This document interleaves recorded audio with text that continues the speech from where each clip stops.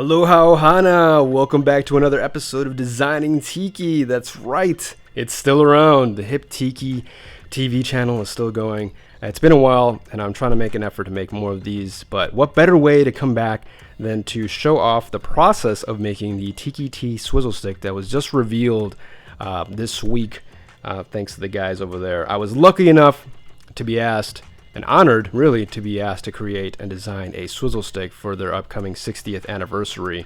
But really, this was just a swizzle stick to just kind of have one now that it's been a while since they created one, since the last one that they did many years ago. So I was very thrilled to be able to do this. It's an awesome project to take on for any bar, but especially the Tiki Ti, which is one of the most revered tiki bars here in Hollywood and probably the world as well. So here you get to see the swizzle sticks that we created with Royer, and they're actually very large.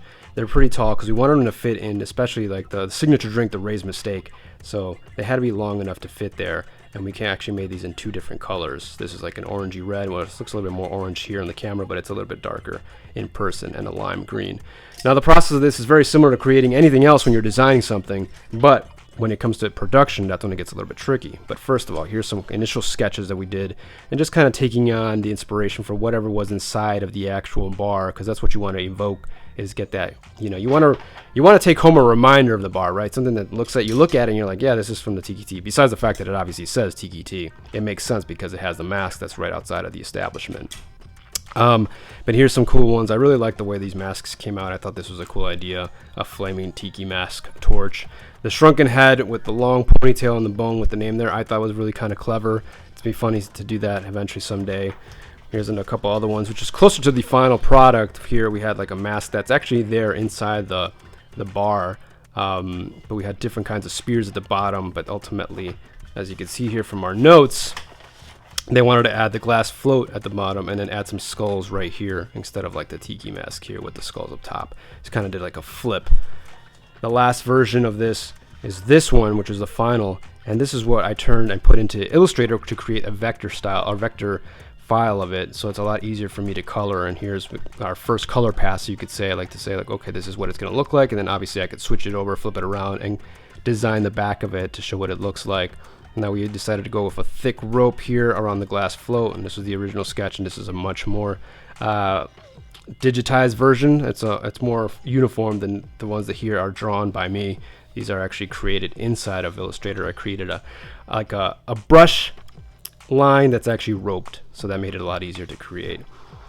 And in the end, we ended up going with 3 different color options, and Roy was nice enough to let us do a half and half, because you have to order 10,000 of these things. There's no way around it unless you go to China.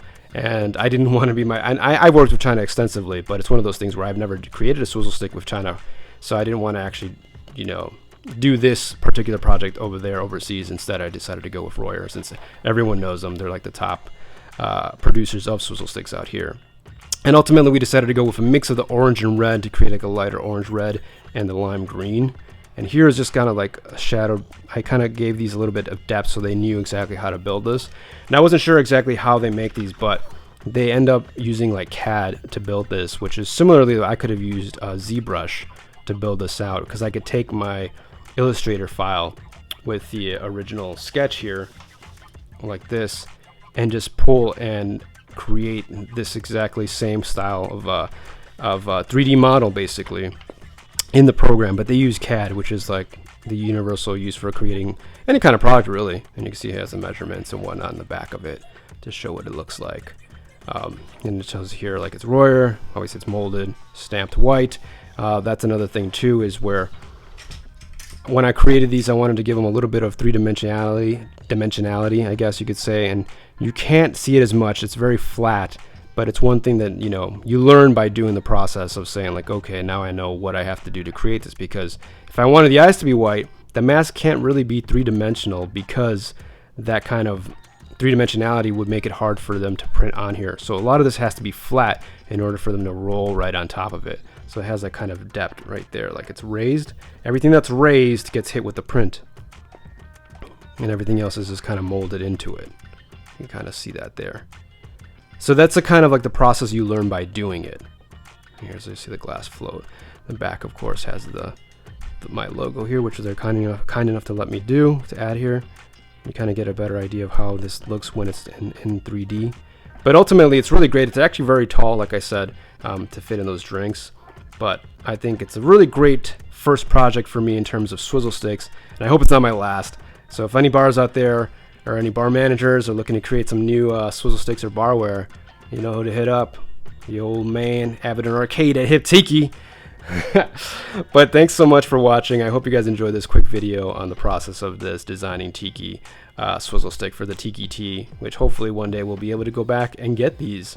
But I think they have them for sale right now currently. So if you can't wait to go to the bar, you could order them. And don't forget, hiparcade.com has all the Hip Tiki stuff you've been seeing online. We still have plenty of Tiki travelers. So when the bars do open, you can take those new mugs. There's been plenty of new mugs coming out, and they're really awesome. And my mug, which I'm very happy you guys have been so patient with me, but we're getting close to it.